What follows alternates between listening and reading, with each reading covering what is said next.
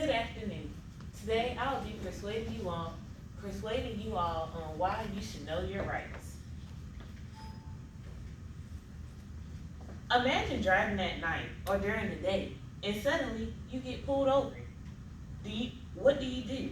Do you think you know your rights like you know your favorite rap song? We are all connected to this topic because all of us in this room are African Americans and we have the hardest time when getting pulled over. I am credible to speak on this topic because I myself have been pulled over and did not know my rights. With all of us being African Americans, when the law enforcement pulls us over, they can sometimes give us a run for our money, meaning they give us a difficult time. My main points include why you should know your rights and what you should do when you get pulled over. To start off, as African Americans, we should know our rights so the law enforcement can stop mistreating us the way that they do. We should know our rights because when we do get stopped by the law enforcement, we can know what to do.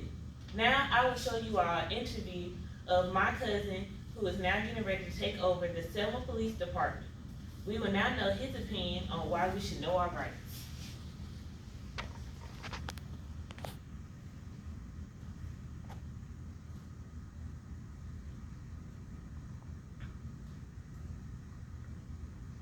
Morgan, can you please give me your first name, your last name, and your employment status?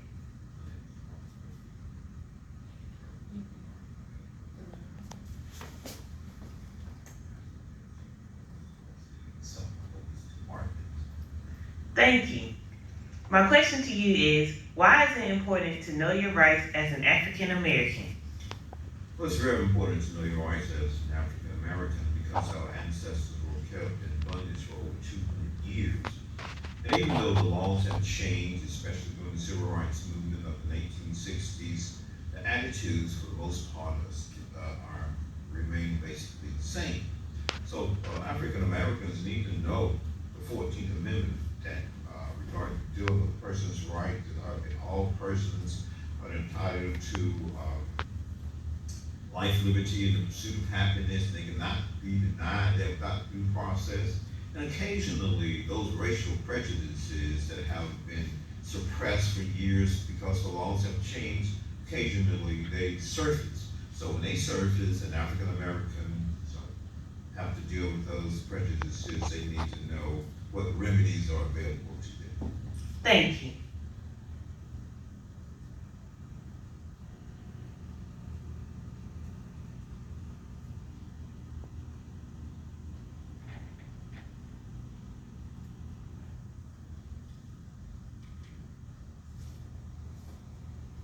Now, I have statistics on the racial disparity in police stops. In the 2011 Police Public Contact Survey asked Americans about their interactions with the police over the previous year. Below are the percentages of drivers who reported being stopped at least once.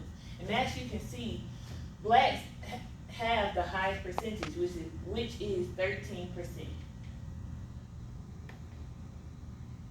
This is another chart that compared to white drivers and black drivers are 31% more likely to be pulled over, 81% more likely to not be given a reason for it, and 174% more likely to be searched. When you first get pulled over by the police, number one, you should be ready. As soon as you see those flashing lights behind your car, you should automatically turn on your signal light and come to a complete stop on the side of the road. You should make sure you pull over far enough off the road and leave plenty of space for the officer to walk to you. Make sure the radio is turned off and roll down your window. It is good to already cooperate with the officer before they get out of the car because you never know, things might work in your favor if the officer is feeling charitable. Number two, reasonable suspicion. Know what you are stopped for. Reasonable suspicion is when the officer needs a reason to pull you over, even if it is something light. You can be pulled over for your license plate, speeding, a light being out, etc. If the officer does not tell you why you're being pulled over, always ask. It is your right to know why you're being pulled over. Number three, You don't have to say much. Be strong and be the silent type. The basic routine for being pulled over is providing your license, registration, proof of insurance, and in some states, answering some basic identifying questions. When the officer asks for those certain documents, be sure to get permission to get them and state where they are located. Doing this will put the officer at ease so that way they know where your hands are going. You can be as quiet as you want because staying silent means you cannot incriminate yourself.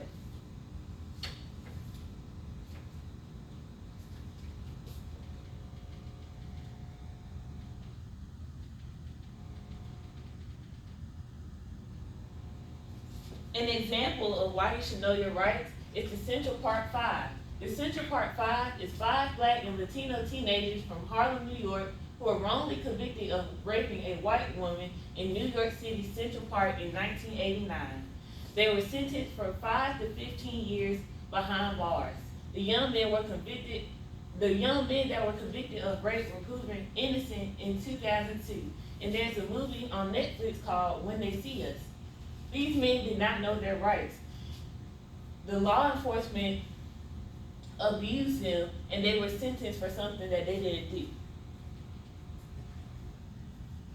Lastly, imagine how things would have been if the boys from the Central Park 5 case knew their rights. Things would have been differently.